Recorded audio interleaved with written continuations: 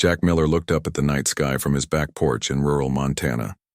The stars were bright and clear, just like every other night. But tonight was different. The news had been playing the same footage all day. Strange objects entering Earth's orbit. The government called them unidentified space vessels, but everyone knew what they really were. Aliens had come to Earth. Jack sipped his coffee and sighed. At 35, the former Marine-turned-physics professor had seen enough of the world to know that first meetings rarely went well. His phone buzzed in his pocket. Unknown number. Professor Miller. This is Agent Kimberly Shaw with the National Security Agency. Jack frowned. How did you get this number? That's not important right now, Professor. What's important is that we need your expertise. A car will arrive at your location in 30 minutes.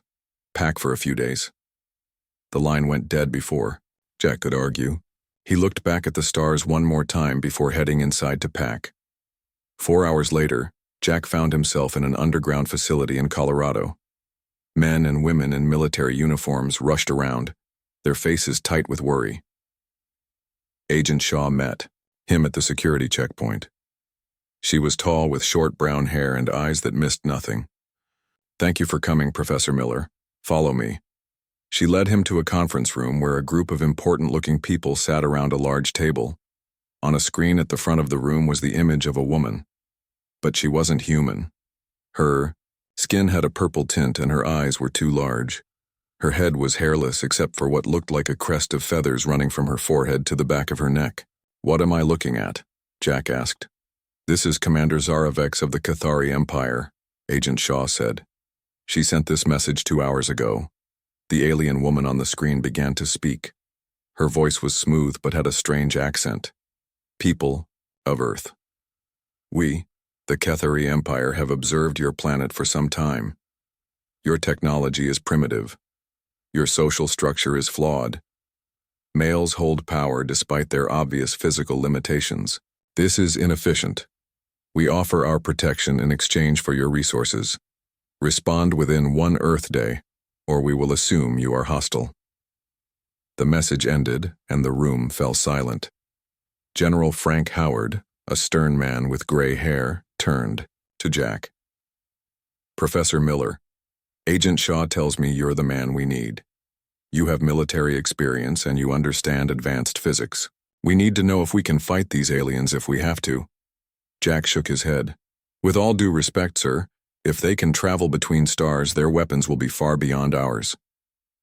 So we surrender? Someone asked from the other end of the table. No, Jack said.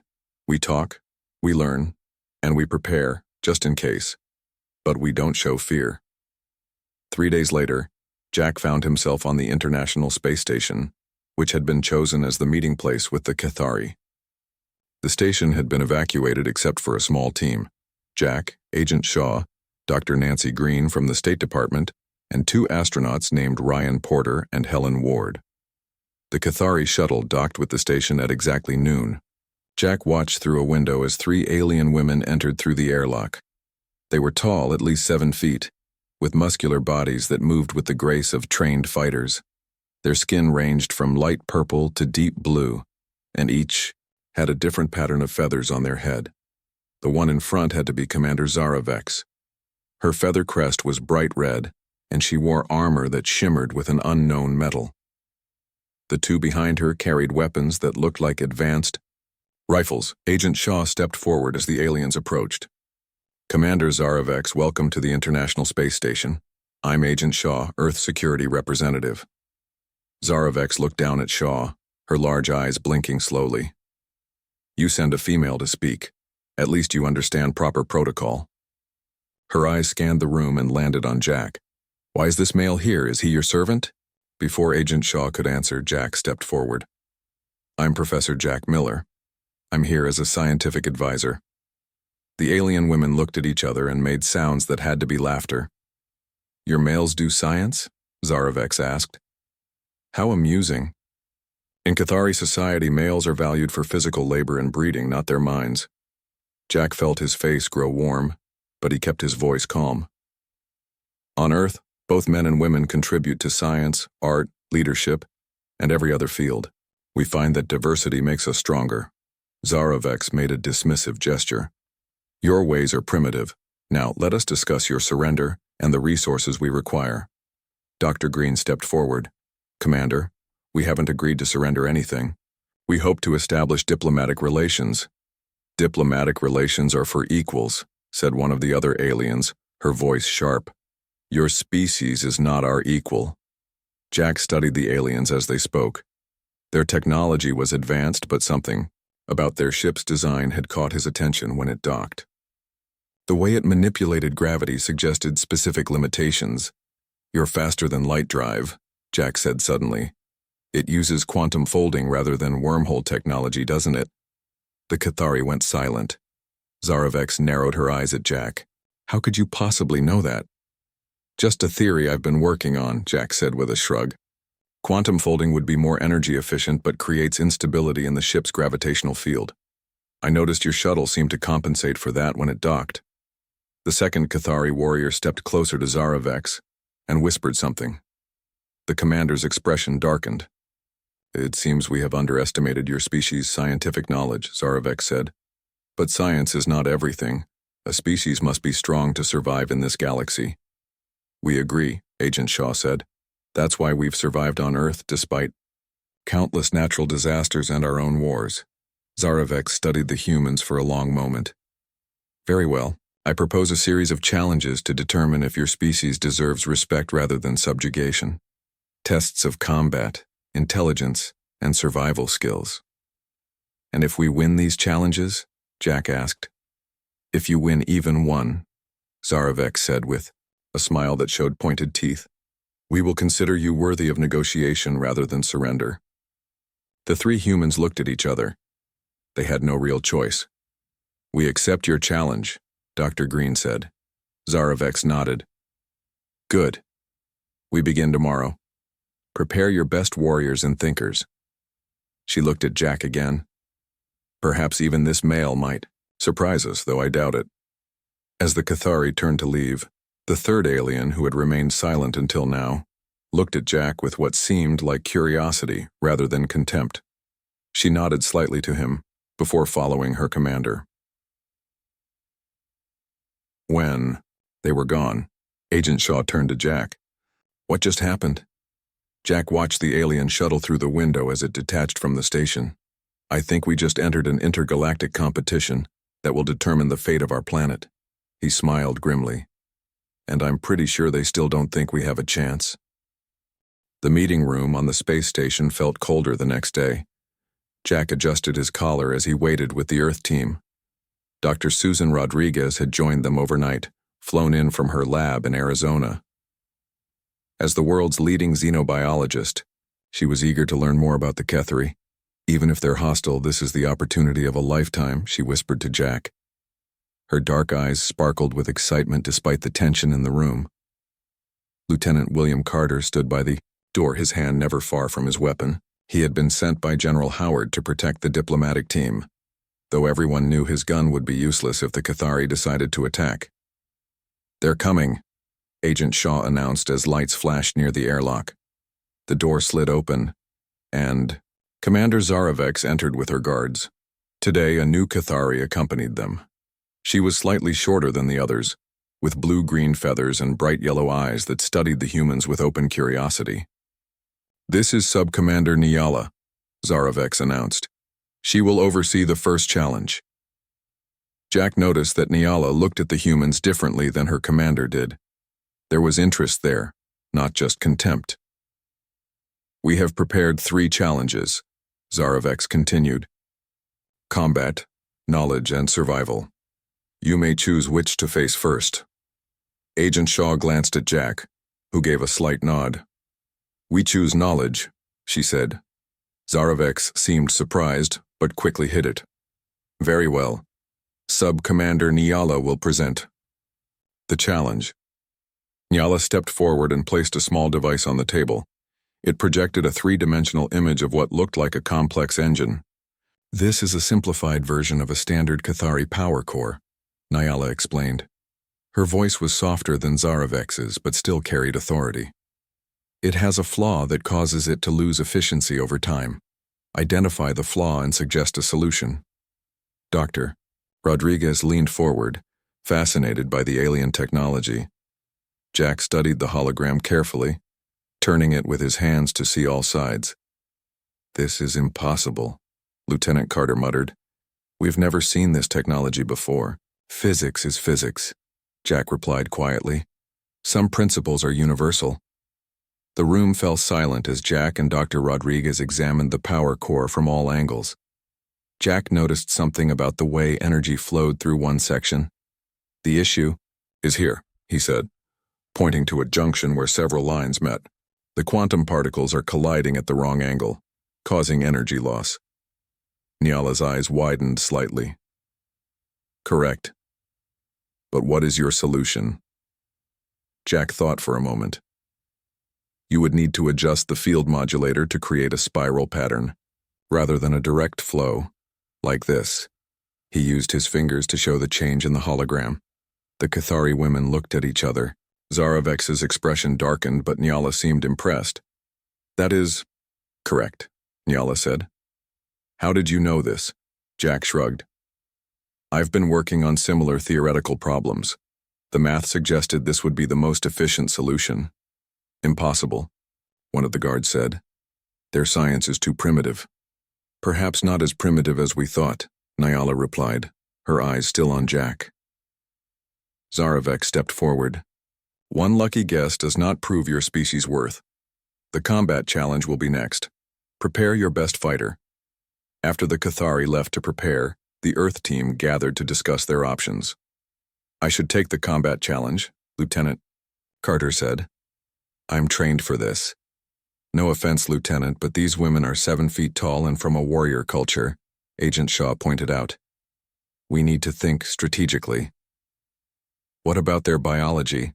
Jack asked, turning to Dr. Rodriguez. "Have you noticed anything we could use to our advantage?" Susan nodded excitedly. "Yes.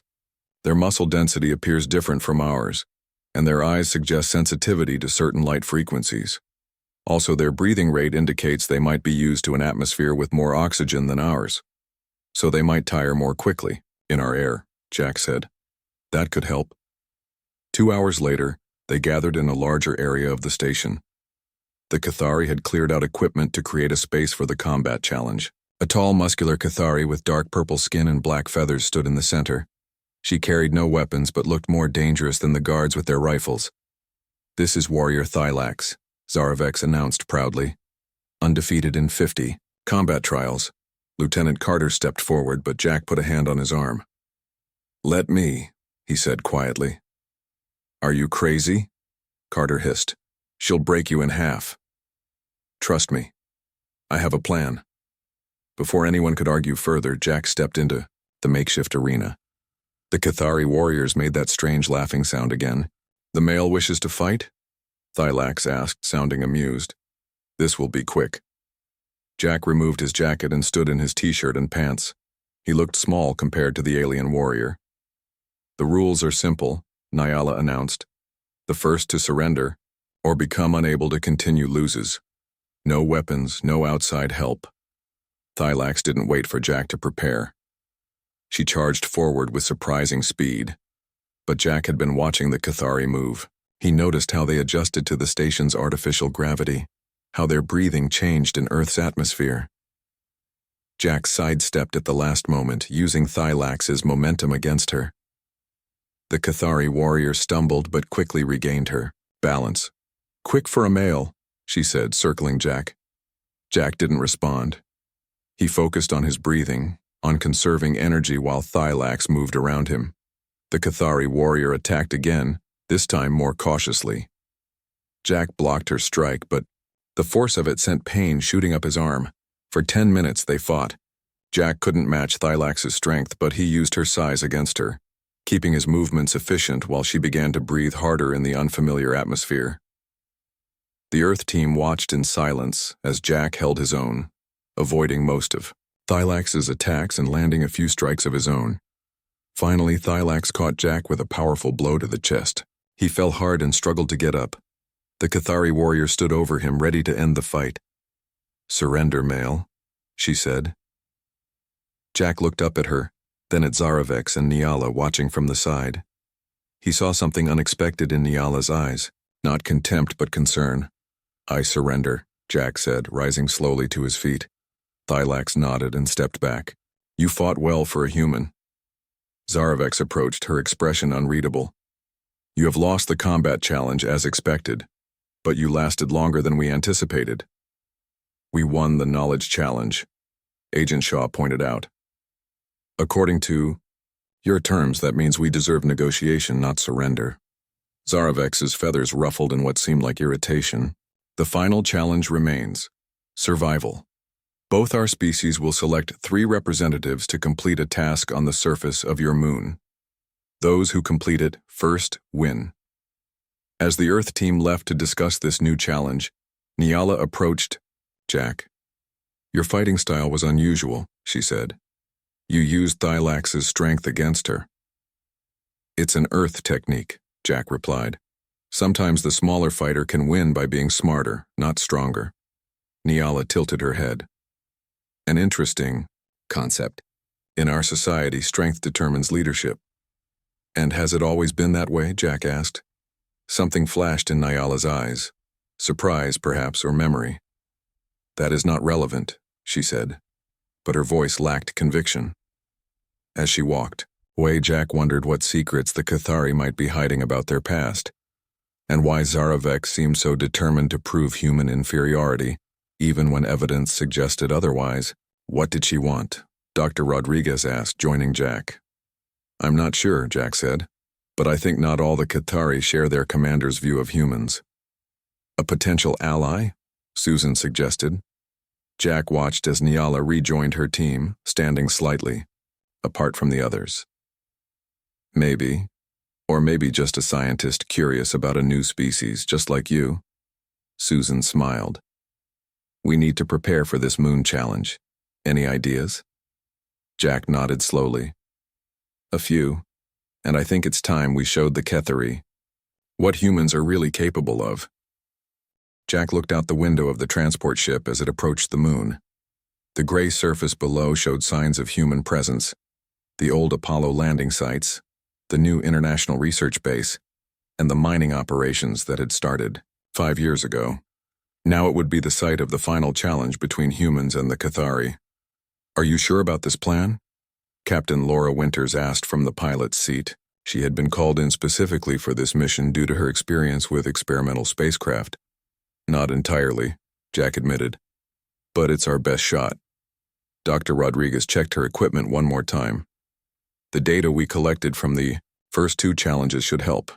Their biology has some interesting vulnerabilities we might be able to use." The third member of their team was Peter Johnson, a quiet man with quick eyes and quicker hands. As Earth's top engineer for lunar equipment, he had spent the last 12 hours modifying their suits and tools. "The changes to the oxygen mixture should give us an edge," Peter said. "Their atmosphere has about 20% more oxygen than ours. They'll be comfortable in their suits, but they won't have the adaptation to lower oxygen that we've developed." The Cathari ship landed 100 yards away from theirs. Through the window, Jack could see 3 Cathari emerge in specialized suits. Zarevex was easy to recognize by her red feather crest visible through her helmet. Thylax, the warrior from the combat challenge, was also there. The third was Niala, who had been watching Jack with increasing interest. Both teams met at a neutral point between the ships. A small robot delivered a sealed container. "The survival challenge is simple," Zarevex's voice came through their communication system. "This container holds the location of 6 resources scattered across this region of your moon. Each team must retrieve at least 4 of these resources and return to this point. The first team to do so wins." Jack picked up the container and opened it. Inside was a small device that projected a map of the surrounding 5 miles with 6 points marked. "These resources are identical," Nyala added, "so it is simply a matter of speed and efficiency." "What happens if we encounter each other during the search?" Jack asked. "You may not interfere with the other team," Zarevex said. "This is a test of survival skills, not combat." Laura studied the map. "The closest points are here and here," she said, indicating 2 locations about a mile away. Then we'll start with those, Jack decided. The team set off in different directions. The low gravity of the moon made movement strange but faster once they got used to it. Jack's team moved in long, bounding strides toward the first point. They're heading for the farthest points first, Dr. Rodriguez noted, watching the Cathari through her helmet. They're confident, Jack said. They think their physical advantages will let them cover more ground faster. They reached the first point, a small crater where a blinking beacon waited. Laura picked it up and secured it to her suit. One down, she said. The second point was on top of a ridge. Peter used a device he had built to scan for the beacon. It's there, he said, pointing to a crevice in the rocks. Jack carefully made his way up and retrieved the second beacon. Back on flat ground, they checked the map again. The Cathari had already collected 2 beacons as well. They're faster than us, Laura said. We need to be smarter. Jack looked at the remaining 4 points. These 2 are very close together. If we go there next, we can get to 4 beacons before they finish. They changed direction and headed toward the paired beacons. As they moved, Jack noticed Dr. Rodriguez studying data on her wrist display. What are you looking at? He asked. The Cathari's movements, she replied. They're starting to slow down. I think the lower oxygen content in their suits is affecting them already. Just as they approached the 3rd beacon location, they saw the Cathari team arriving from the other direction. Looks like we had the same idea, Laura said. Zaravex reached the beacon first and took it. She looked at Jack's team through her helmet, her expression hard to read but her posture suggesting triumph. Jack led his team to the 4th beacon location without confrontation. As Peter retrieved it, Jack kept an eye on the Cathari. They were definitely moving more slowly now, taking shorter bounds and pausing more often. We have 3, Laura said. 1 more and we can head back. Jack checked the map. The closest remaining one is here, but the Cathari are heading there now. The last one is farther but uncontested. They decided to go for the farther beacon. The path took them across a field of larger rocks and small craters, making progress more difficult. Halfway there, Peter stumbled and fell. My ankle, he groaned. I think I twisted it. Jack helped him up. In the low gravity, Peter could still move, but much more slowly. You and Laura go ahead, Dr. Rodriguez said to Jack. I'll help Peter. We'll move as fast as we can. Jack nodded, and he and Laura continued toward the final beacon. When they reached it, Laura carefully removed it from its placement among the rocks. That's 4, she said. We should head back now. As they started back, they received a message from Nyala. Thylax has collapsed, she said, her voice tense. She is not responding to stimulation. We need assistance. Jack and Laura exchanged looks. The rules said they couldn't interfere with the other team, but this was potentially life-threatening. Where are you? Jack asked. Near the 4th beacon location. Zaravex has continued to the 5th beacon. We'll be right there, Jack said. He turned to Laura. Take our beacons and head back with Peter and Susan when you meet them. I'll go help Nyala. Laura hesitated but nodded. Jack gave her the beacons he was carrying and changed direction. He found Nyala kneeling beside Thylax's still form. Even through her suit, Jack could see the warrior was in distress. Her breathing was rapid and her movements weak. What happened? Jack asked, kneeling beside them. I don't know, Nyala said. She was fine, then started having trouble breathing. Jack thought quickly. It might be oxygen deprivation. Your bodies are used to higher oxygen levels than ours. Your suits probably don't compensate enough. He connected a supplemental oxygen tank from his suit to Thylax's. After a few minutes, the warrior started to respond. What are you doing? Zaravex's voice came through the communication system. She had returned from retrieving the 5th beacon and saw Jack with her team. Helping, Jack said simply. We don't need human help, Zaravex said, but her voice lacked conviction as she saw Thylax recovering. Your pride will get your people killed, Jack said. There's no shame in having different biological needs. Nyala looked at Jack, then at Zaravex. He's right, Commander. Our suits were designed assuming Earth's atmosphere was identical to what we're used to. It was a mistake, Jack stood. My team has 4 beacons and is heading back to the starting point. This challenge is over. He turned to leave, but Nyala called after him. "Why did you help us when it could have cost you the victory?" Jack paused. "Because that's what humans do. We compete, but not at the cost of lives." As Jack bounded away, he heard Zara Vex and Nyala arguing. The commander's voice was angry, but Nyala's was firm. Something was changing in the Cathari's understanding of humans, and Jack hoped it was for the better. When Jack reached the starting point, he found his team waiting with their 4 beacons. They had won the challenge before the Cathari could return. "Did they make it?" Dr. Rodriguez asked. "They'll be fine," Jack said. "But I think they're learning that strength isn't everything."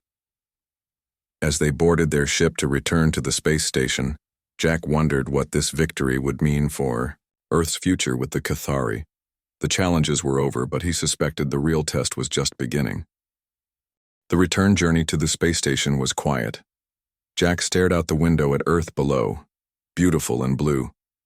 They had won 2 out of 3 challenges, but he wondered if it would be enough to change the Cathari's minds about humans. When they docked, General Richard Donovan was waiting for them. His stern face showed rare approval.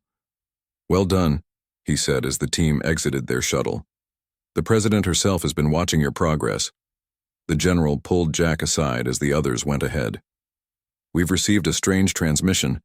It wasn't from Commander Zaravex, but from someone who identified herself as Elder Sylvia of the Cathari. She requested to speak with you specifically." Jack raised his eyebrows. "Did she say why?" "No. But she seemed anxious to keep the communication secret from the commander." Back in the main conference room, the Earth team waited for the Cathari to arrive. Dr. Rodriguez examined the data they had collected during the challenges. "Their biology is fascinating," she told Jack. "Their muscle density is nearly twice ours, but they require significantly more oxygen. It's like they evolved on a world with much higher oxygen levels. Or they were engineered that way," Jack suggested. Before Susan could respond, the door opened and the Cathari entered.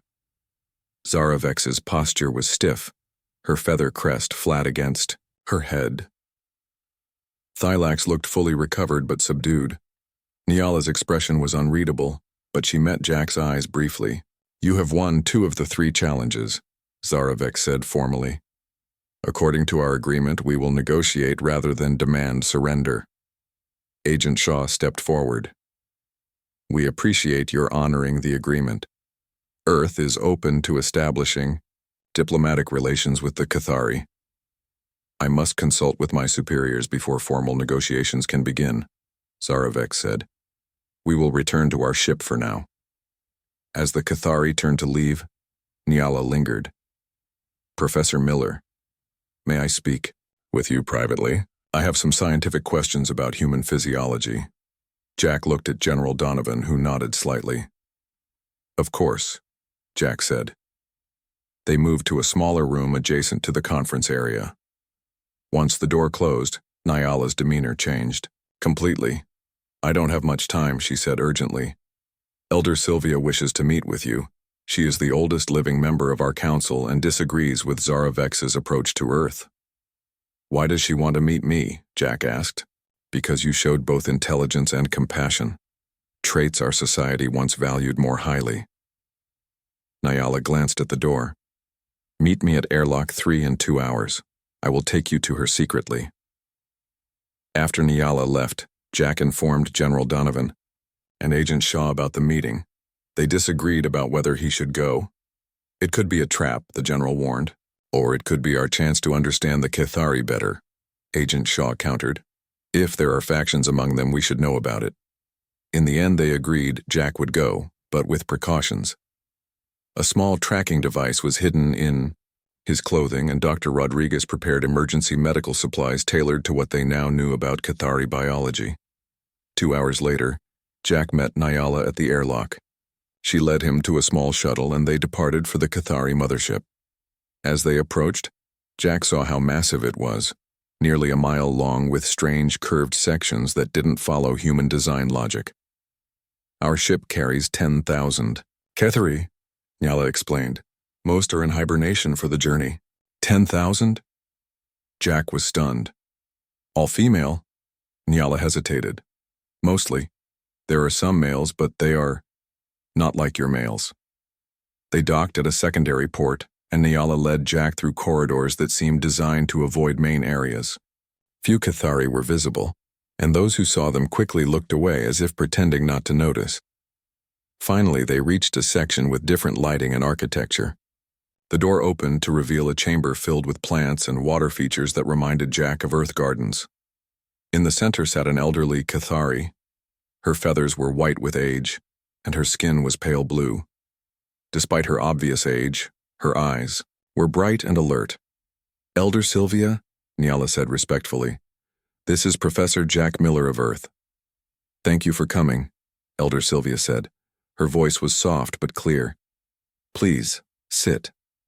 Jack sat on a cushion across from her. Nyala remained, by the door, watching for intruders. "I've lived for 160 of your Earth years," Elder Sylvia began. "I remember when our society was different, when males and females worked together as equals." Jack tried to hide his surprise. "What changed?" "Disease.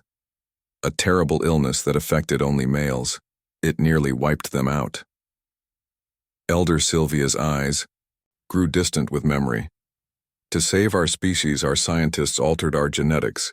Females became stronger, more resistant to disease. We could reproduce with fewer males. But that was a biological solution," Jack said. "Why did your society change to look down on males?" "Fear became hate, became tradition." Elder Sylvia sighed. "The females who survived took power and changed our history. They taught that males had always been weak, that female dominance was natural. After a few generations, everyone believed it." Jack thought about this. "Is that why Zaravex is so determined to prove humans are inferior? Because we don't fit her worldview?" "Yes. Your balanced society threatens everything she believes. If males can be equals, then our entire social structure is built on a lie." A light flashed on the wall and Nyala stepped forward urgently. "Someone's coming. We must go." Elder Sylvia reached out and took Jack's hand. "There is more I must tell you. Zaravex plans to attack Earth despite the challenge results. She cannot accept defeat." Jack stood quickly. "When?" "Soon. Nyala will get you back to your station. Warn your people." As Jack and Nyala hurried back to the shuttle, alarms began to sound through the ship. They barely made it to the docking bay before security forces arrived. "They know," Nyala said as they boarded the shuttle. "My access codes may already be locked out." She worked the controls frantically and the shuttle broke free just as armed Cathari reached the bay. "Why are you helping me?" Jack asked as they sped away from the mothership. "You're betraying your own people." Nyala kept her eyes on the controls. "No. I'm loyal to what my people once were and could be again. Zaravex is leading us down a path of isolation and eventually extinction." As they approached the space station, Jack saw activity around the Cathari ships. They were preparing for something. "We need to warn Earth," he said. "There's a researcher named Maya Patel on your station," Nyala said. "She's been studying our communications. Tell her to look for pattern 557 theta in our transmissions. It will confirm what Elder Sylvia told you." They docked at the station, and Jack rushed to find General Donovan. Security teams were already on high alert, having tracked Jack's unexpected journey to the Cathari mothership. "They're planning to attack despite the agreement," Jack explained breathlessly. "We need to find Maya Patel immediately." As alarms began to sound across the station, Jack watched through a window as the Cathari ships changed formation. Despite winning their challenges, Earth's real test was just beginning.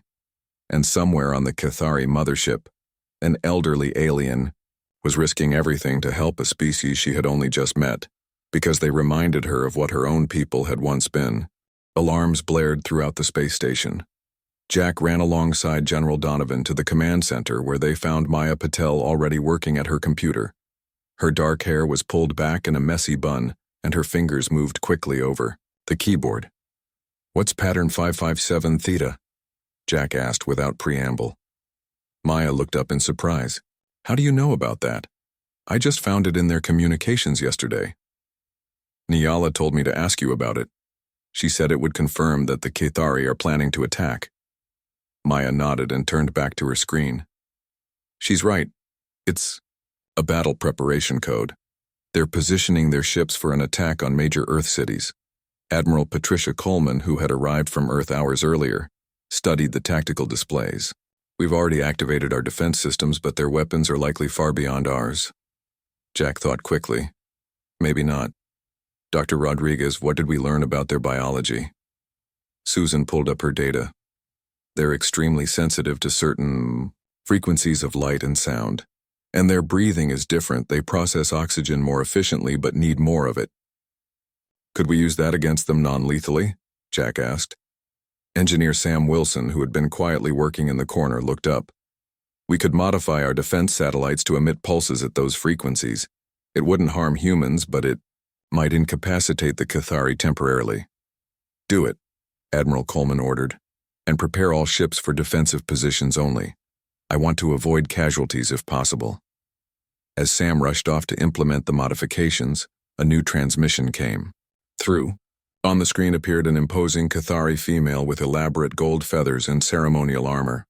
I am Council Leader Myrax of the Cathari Empire, she announced. I demand to speak with your leaders immediately. General Donovan stepped forward. This is General Richard Donovan of Earth's Defense Forces. Our president is being connected now. Jack watched as the highest-ranking Cathari looked around the room and spotted him. You are the male who helped Thylax on the moon and who spoke with Elder Sylvia. Yes, Jack said simply. Myrax's expression was unreadable. Commander Zaravex has been relieved of duty. Her actions were not authorized by the Council. A collective sigh of relief went through the room, but Jack remained cautious. What about the ships preparing to attack Earth? They have been ordered to stand down, Myrax said. I wish to come to your station with a proper diplomatic team. Elder Sylvia has shared her insights about your species, and I find myself curious. Within an hour, a new Cathari shuttle docked at the station. Council Leader Myrax emerged with Elder Sylvia, Nyala, and several other Cathari officials. Notably absent was Zaravex. The meeting room was tense as humans and Cathari sat across from each other. Jack found himself seated directly across from Myrax with Elder Sylvia at her side. I must apologize for Commander Zaravex's actions, Myrax began. She exceeded her authority in challenging your species and planning an unauthorized attack. We accept your apology, said the human diplomat who represented Earth's government. We hope this can be the beginning of peaceful relations between our peoples. Myrax nodded. That is my hope as well. Elder Sylvia has convinced me that there is much our civilizations could learn from each other. Elder Sylvia smiled gently. Sometimes we must look to others to remember who we once were. The meeting continued with formal diplomatic discussions, but Jack found himself distracted by a subtle exchange of glances between Nyala and Myrax. Something unspoken was happening. During a break, Nyala approached Jack in a quiet corner. Council Leader Myrax was not entirely truthful, she said quietly. Zaravex was acting on implicit orders from a faction within our council. Myrax herself was not sure about humans until very recently. What changed her mind? Jack asked. You did. Or rather the way you handled the challenges, winning without dominating, helping Thylax even when it might cost you victory. Nyala looked away briefly. It reminded many of us of stories from our past, before the Great Change. Before Jack could ask more questions, Maya Patel rushed up to them. I've decoded more of their historical records, she said excitedly. The disease that affected the Cathari males wasn't entirely natural. There's evidence it was engineered by a rival alien species. Jack looked at Nyala, whose feathers had flattened against her head in shock. Is that possible? There were rumors, she said slowly, but they were dismissed as conspiracy theories by our leaders. When the meeting resumed, Jack found himself unexpectedly invited to speak.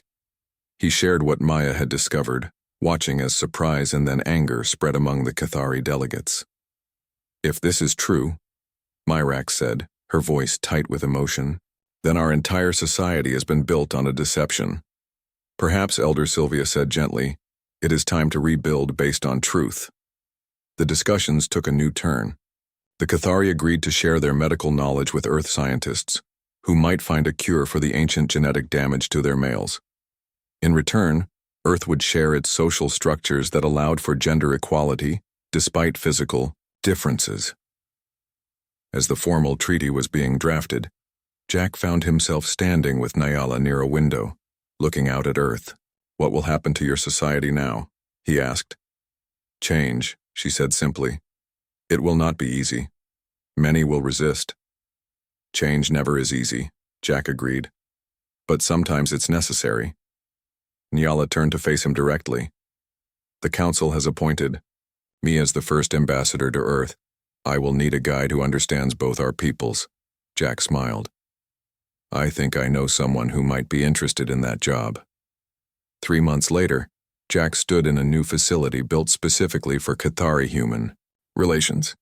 Nyala worked beside him, teaching a group of human scientists about Cathari technology, while a small group of Cathari males, the first to visit Earth, learned about human society. Elder Sylvia had returned to the Cathari homeworld to begin the difficult process of reintroducing their true history to their people. Myrax had promised reforms, starting with education and moving toward greater equality. As Jack watched humans and Cathari working together, he remembered how close they had come to war, how a single act of compassion on the moon had changed everything. "Professor Miller," a voice called. It was Dr. Rodriguez. "The Cathari scientists have agreed to help us develop new medical treatments based on their advanced understanding of genetics, and we have agreed to help them restore balance to their population," added one of the Cathari males, his voice soft but his eyes bright with intelligence. Jack nodded, feeling a sense of pride in what they had accomplished. The Cathari had arrived, laughing at Earth, seeing only weakness in their differences. They were leaving with respect, understanding that diversity could be strength, and it had all changed because of a few humans who refused to see enemies when they could make allies. Instead,